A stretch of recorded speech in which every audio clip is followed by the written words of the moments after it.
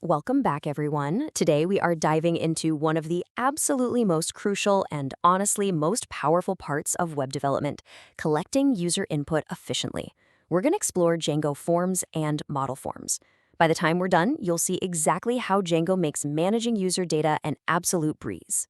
Let me ask you a question. Are you totally exhausted from manually writing repetitive HTML forms? If you've ever built a web application from scratch, you definitely know the pain I'm talking about. Typing out every single input tag, writing custom backend validation logic just to check if an email is actually an email, and stressing over security, it's just frustrating, right? It's highly repetitive, and honestly, it leaves way too much room for errors. So let's look at the difference here. On the old manual HTML side, you're dealing with repetitive code, manual validation, and some pretty scary security risks. But on the flip side, we have Django forms. Django swoops in with automated validation, massively reduced code, and rock-solid built-in security. It literally does the heavy lifting for us, speeding up the whole process. Okay, so how do we actually do this? Let's kick things off by creating some standard Django forms. Take a look at how beautifully simple this Python code is. Over in our forms.py file, we just create a basic form class using forms.form. Then we simply define the inputs we need. We use char field for text, email field to magically handle email validation, and integer field for numbers. You literally just declare what you want, and Django handles the messy HTML behind the scenes. So, how do we get this onto the user's screen? There's a simple three-step workflow. Step 1, as we just saw, is creating the form class in forms.py.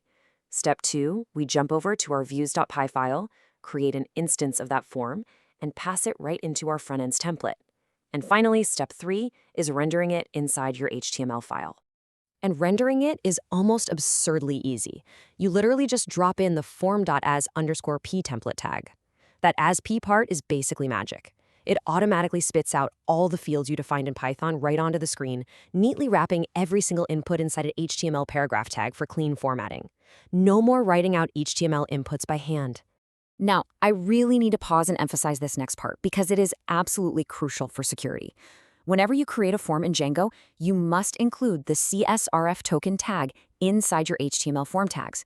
This little tag generates a unique, secure token for the user's session, protecting your app from cross-site request forgery attacks. It's literally just one line of code, but it gives us incredibly strong enterprise-grade security. All right, ready for a massive developer shortcut? Let's upgrade to model forms. Model forms are an absolute game changer. Think about it. If you're building a data-driven app, your forms are probably going to look exactly like your database models anyway. A model form automatically generates your form fields directly from your Django model. It strictly follows the don't repeat yourself principle. I mean, if you've already defined an email field in your database, why write it all out again for the form? Model forms directly link your database to your user interface.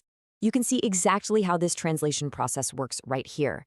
Django automatically maps your backend database fields to front-end form fields, so a models.char field in your database instantly becomes a forms.char field in your UI. A models.email field becomes a forms.email field. Django knows exactly what kind of input widget to show the user based entirely on the database schema you already built.